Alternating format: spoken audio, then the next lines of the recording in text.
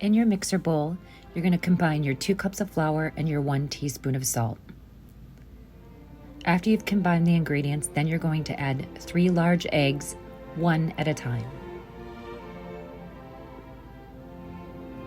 After adding the 3 large eggs, you're going to kind of look at your dough and see that it starts to stick together like Play-Doh.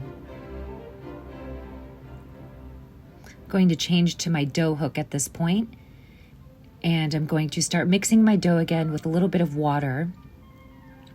And I just add about 1 teaspoon at a time, trying to see what the dough looks like until it forms a ball around that dough hook, as you see here. Now I'm going to dump the dough out onto my work surface. I'm going to lightly flour the work surface and knead it for a little bit.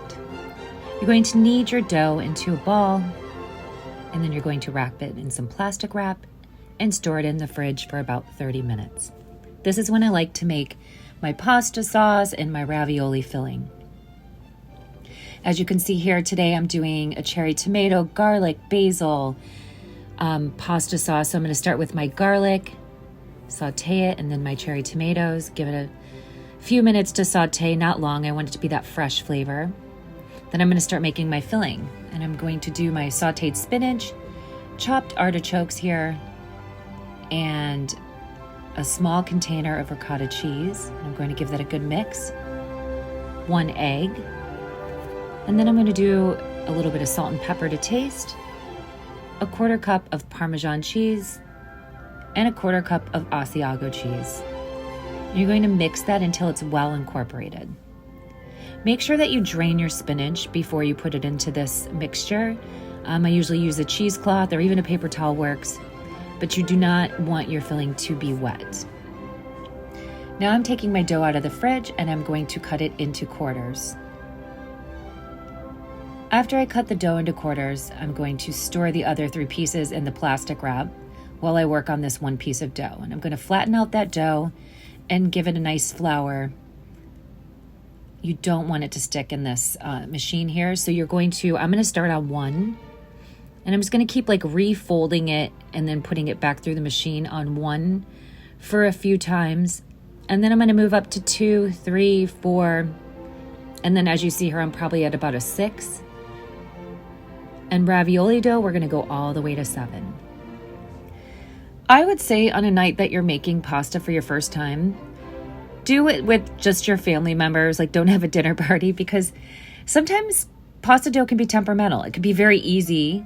You could have beginner's luck. I did the first time I made it. And then after that, I started having trouble. So as you see here, I'm taking that mixture and I'm putting a little bit over a teaspoon of that mixture, the artichoke spinach mixture, down the line of pasta. I like to do mine in a single layer and then fold the other layer over like a blanket, as you'll see here. Some people like to take another layer of the dough and place it on top and just have the 2 layers. Sometimes that might be easier, but as you see here, I'm pulling that dough over from the other side like a blanket.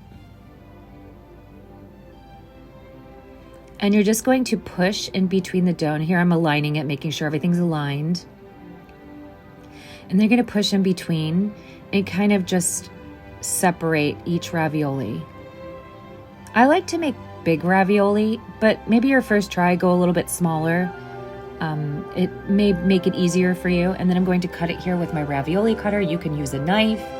You can use a fork to seal the edges if you don't have a ravioli cutter.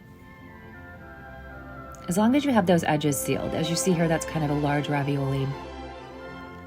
Dust a sheet pan with semolina flour to store your ravioli on while you're working on your other dough. And then you're going to boil some water and boil those ravioli for about 3 to 4 minutes until they float to the top. Toss them in your favorite pasta sauce. Serve with fresh Parmesan cheese. Buon appetito.